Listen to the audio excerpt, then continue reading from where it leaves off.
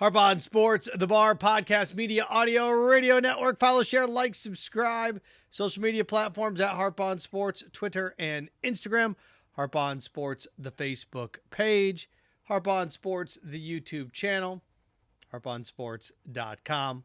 Also, consume us via the auditory landscape, Spotify, Buzzsprout, and Apple Podcasts. What do we have in store for you today? Well, how about this? Boselli finally breaks through for the Jaguars, headed to the Hall of Fame. Is it overdue? Yeah. Is it long overdue? No. And this year's Hall of Fame has a theme. It actually does when you look at it. So we're going to look at that. Also, Super Bowl is here. Who's going to win? I don't think it's going to be close. I shouldn't say I don't think it's going to be close. I don't think it's going to be in doubt. But halfway through the third quarter, you're going to know who's going to win this Super Bowl. So we're going to look at that. And also something that I think is fascinating. Antonio Brown coming out and saying, listen up, NFL. Kanye West buying the Denver Broncos. Or alluding to Kanye and... It's tough for me. I didn't even say it out loud. Donda. Here you come. Kanye going to buy the NFL or take the NFL over by buying the Denver Broncos. Why that is never going to happen. The NFL will never allow that to happen. But should they start to consider more things like this? We're going to explore that. So I'm going to dive into that coming up as well. Okay, starting off first with Tony Boselli finally getting into the Hall of Fame. Is it overdue? Yeah. Yeah, it is. It's overdue a little bit. Not overwhelmingly overdue. But the last 2 or 3 years, I thought he could get in. Not right away. He gets in on his, what? This is his 16th year of eligibility. Not 16th time, but 16th year of eligibility. Let's face it, you've got to be elite slam dunk to get in right away. You really, really do. Like, not even think twice about it to get in right away. Guys like Andre Johnson don't get in right away.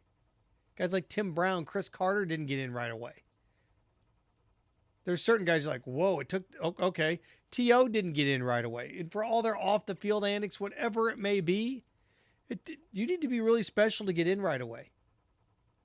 And that's the theme of this year's class. I wrote it down. It's an old school showcase. Tony Boselli, 16th year of eligibility. Sam Mills, 20th year of eligibility. Sam Mills, I'm 43 now. Sam Mills hasn't played since I was in college. Actually, yeah, right around then. I think Sam Mills' last year in the NFL was my freshman year in college. That's how long he's waited. Sam Mills is almost 60. He may actually be 60. That's how long he's waited. 20th crack at it. A long time. Leroy Butler, 16th crack at it. Bryant Young, who played against Tony Boselli when Bryant Young was at Notre Dame and Tony Boselli was at USC.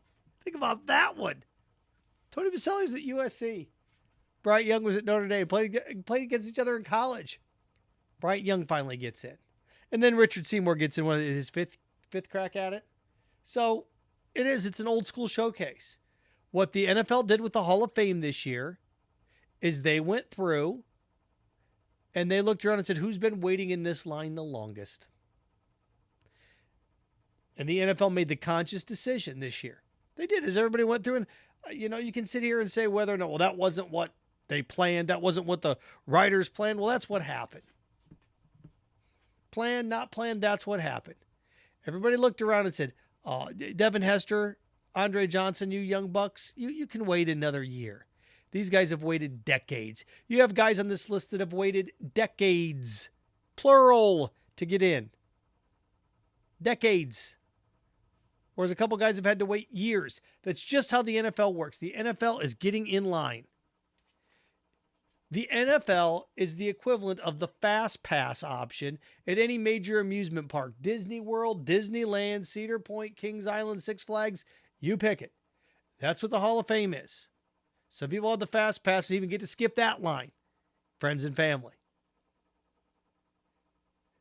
But the Fast Pass, okay, I can cut to the front, but you're not exactly at the front, are you? Not quite. and everybody else has to wait in the regular line. So what happened this time? This was the time the NFL held up their hand and said, all right, you in the regular line come through. Fast passers, you're going to wait here a second. That's what happened. And all these guys deserving, you bet. I look at some other guys that in the NFL is one of these things you have a debate for a couple years about a guy, but they eventually get in. They do. Tony Boselli, 16 years. Sam Mills, 20. Leroy Butler, 16. Bryant Young, 10. It's a long time to wait. That is. It's a long time to wait for any of those guys. So I'm glad they're in now. And Richard Seymour, again, it's a dude that hadn't played in the NFL in 10 years. None of these guys have played in the NFL in 10 years. Not a single one of these guys has played in the National Football League in over a decade. Some over 20 years. So, next year, first time eligibility, Darrelle Revis, Joe Thomas. I would think that those guys are automatic, but there's no guarantee. They're not slam dunk, oh my God, without a doubt, automatic, moving on. They're not. If Brady ends up retiring, he will be. Drew Brees will be, but these are quarterbacks. It's tough to find a position player that's without a doubt done. Oh my gosh, he's in. Julius Peppers here in a couple years. Yeah. I'm trying to think of guys on other sides of the ball that are without a doubt. Oh my gosh. And that's what the NFL should teach you, just how valuable the quarterback position is. But there are no slam dunks at any position. There just aren't. I can't think. I mean, Darrelle Revis and Joe Thomas should get in, but then again, Andre Johnson should get in. And what you have now is you have a logjam at receiver, kick returner, Hester, Andre Johnson, Torrey Holt. There's 3. Steve Smith. Steve Smith Sr. will be eligible next year too. He's not getting in right away. These guys aren't getting, maybe 1 or 2 of these kickers will get, or returners will get in. One of these 2 receivers will get in. So it'll be check. Okay, we got, because what did they do here? Boselli was the only offensive guy that got in, by the way. Boselli, offensive line. Mills, linebacker. Butler, defensive back. Young, defensive line. Seymour, defensive line. They cleaned up log jams on the defensive line. That's what they did. 3 of the guys that got in are defensive linemen. Or 2 of the guys got in defensive linemen. 1 linebacker. 1 defensive back. There's still guys out there that haven't gotten over the hump yet that you can sit there and say, he deserves to be, and I get it. But the NFL is always going to have a group of people that are just waiting. And this year they went and got the guys that have been waiting in line the longest. That's what they did. So then the other debate will begin. The Fred Taylors of the world, those guys that have waited that haven't even got on the counting list yet. Or the checklist yet. Again, look at it like the Hall of Fame in football is like a line at the amusement park. Fast pass, regular line, friends and family to the front. So, good for them on all those fronts. At least this year they did it by committee virtually. There's no knocking on the door anymore. Think of anything archaic and cruel. And the Hall of Fame does a lot of things really, really well. But the thing that they did that I always thought was just poor was, okay, we're going to vote. Now go up in the room and sit in the room. We'll come knock on your door if you're in. I can only imagine how heart-wrenching and gut-wrenching that was for guys like Art Monk. Those guys over the years, Boselli for 4 years. Hey, go sit in a room. We'll come knock on the door if we want you. I think it's just awful. All you do is walk up to him and say, hey, man, you didn't get in this year. But this whole knocking on the door, I don't like hosing people over when you know the answer. I just don't. I think you need to treat people better than that. I do. Especially when you've invited them. They're your guests. Don't treat them like garbage. It's like inviting your guest and serving them something that you knew they wouldn't want. Or lying about it. It's chicken. Oh, just kidding. It's cat. No, you can't do that to them. From that to this. The Super Bowl. We're going to say the Super Bowl. Because I want to do this Kanye thing first. Antonio Brown, geez, the guy's not making news, he's making news. Coming out and saying, watch out, NFL. Hey, NFL.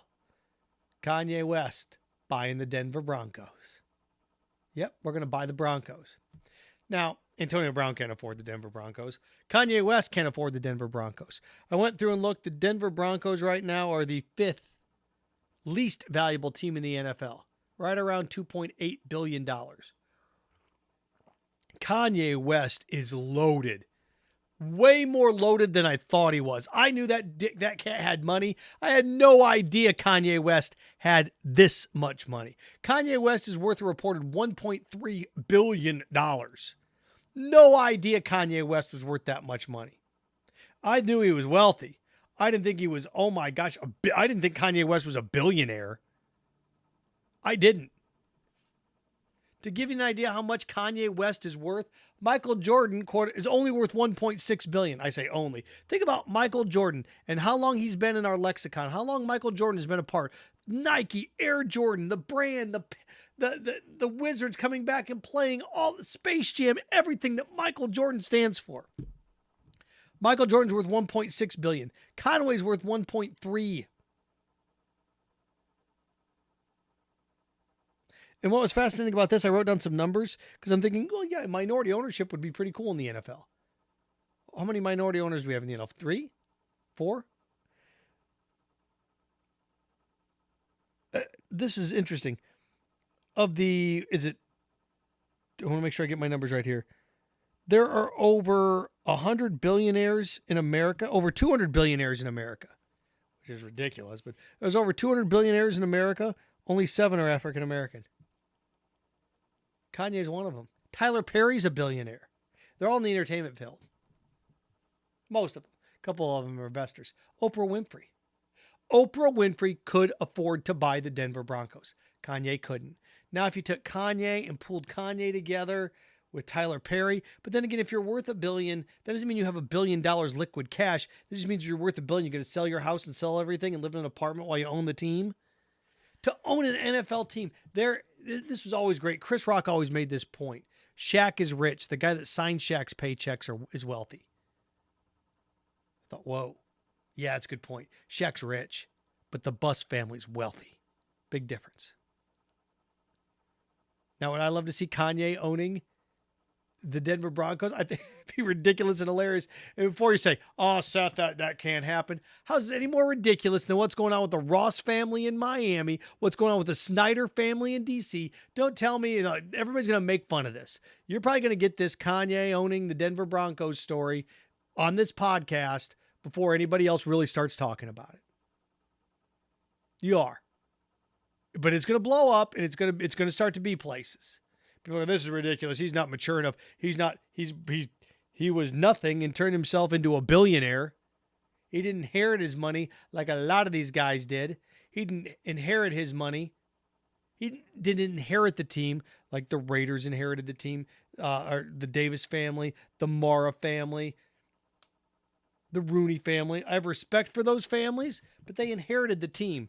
Kanye West made $1.3 billion on his own.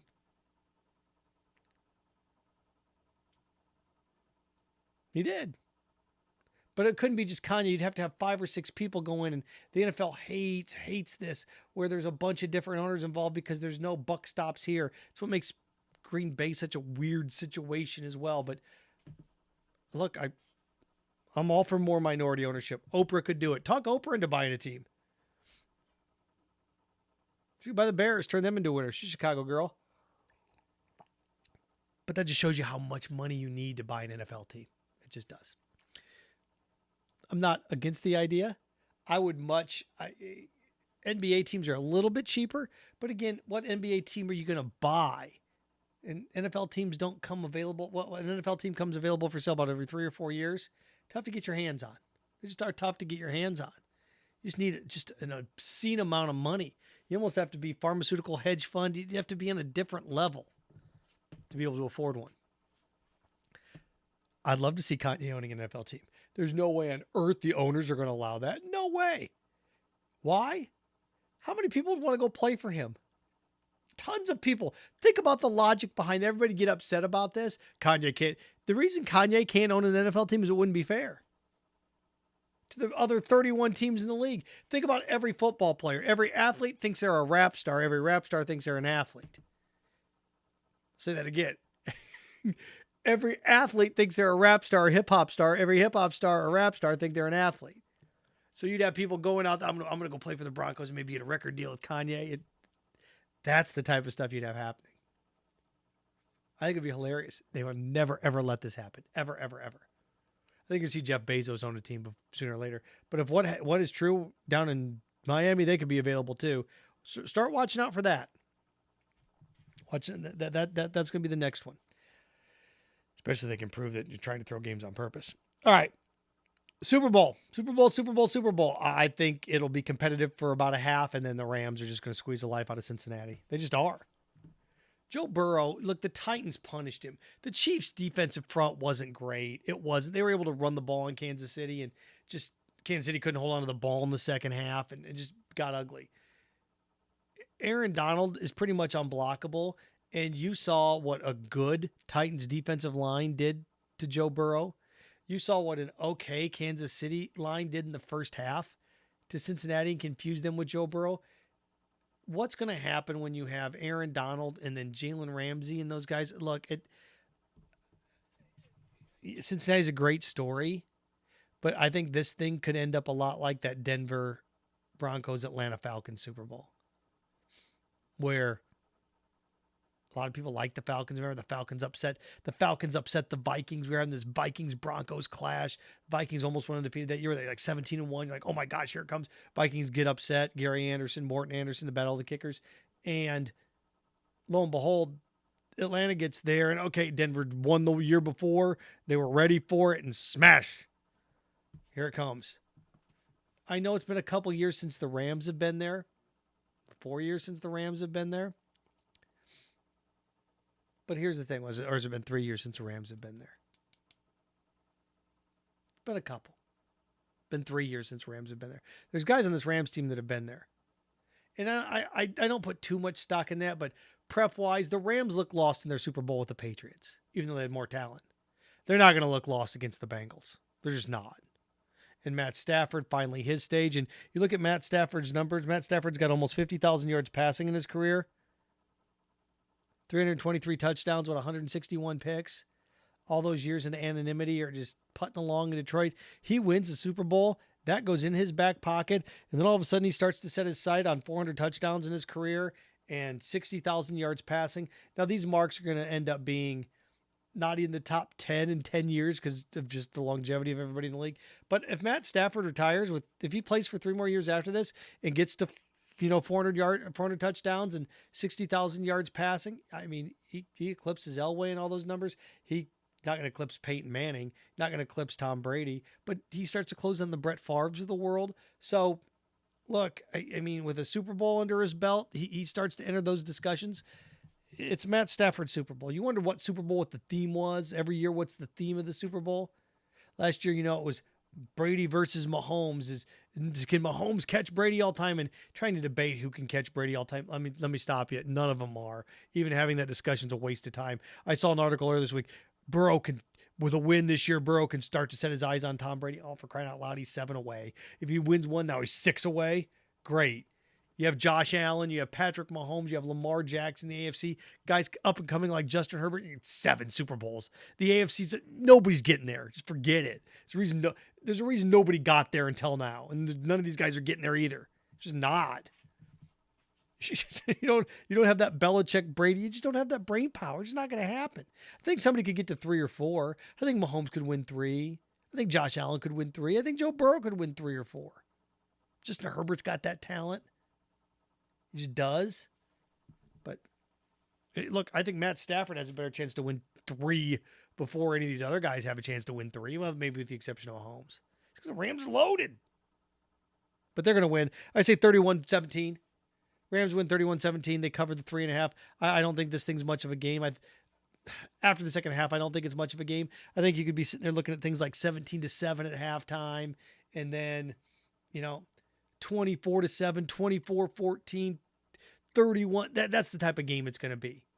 Where it's like, okay, it's a 2-possession game in here. It's one of those that you're like, oh my God, this is terrible. It's not going to be like that. But look, the Bengals had trouble shutting down the Chiefs in the second half. They were able to get the Chiefs finally to slow down. With Cooper Kupp and what the Rams can do, I just don't see it. I don't. And they're in LA, they're comfortable. Remember, the Rams players are sleeping in their own bed all week long. The Bucks did that last year, and in COVID, it matters. It matters. By the way, I wrote these down too.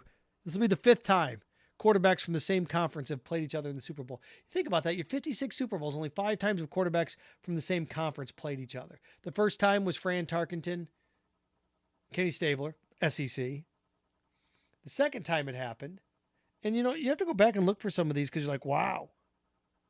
The second time it happened, believe it or not, it wasn't until 24 years ago, 23 years ago. It's been a while. That's really the second time it ever happened. So go way back. Tarkenton and Stabler. Then it took a while. And then you got one with Chandler, who played at Washington and Elway. Right? Stanford boy. And then after that, you had Grossman and Manning. Florida. See, everybody forgets about Grossman and Manning. SEC clash. And then you had Brady and Wilson, Wisconsin and Michigan. And then, of course, Manning, Cam Newton. And now you have this one. So this will be what, the 6th time? Previous 5? 6 times you had SEC versus SEC. 3.5 point spread. Not going to be that close. Rams 31-17. And Jalen Ramsey and, company. The team with the most talent in the NFL is going to win the Super Bowl. And I picked the Rams at the beginning of the year to win the Super Bowl, by the way. I picked the Rams over the Titans. Got that wrong. But Rams picked them to win the Super Bowl. That's why I wore Rams colors. Speedy. Harp on Sports, the bar. There you go. All good stuff. Make you some money this Super Bowl Sunday. Follow, share, like, subscribe. You know the platforms at Harp on Sports, Instagram, Twitter, Harp on Sports, Facebook page, Harp on Sports, the bar, Spotify, Buzzsprout, and Apple Podcast. And of course, you can check out everything at harponsports.com as well. Remember, stay clean, stay focused, stay strong. Frankenstein. Have fun with your friends.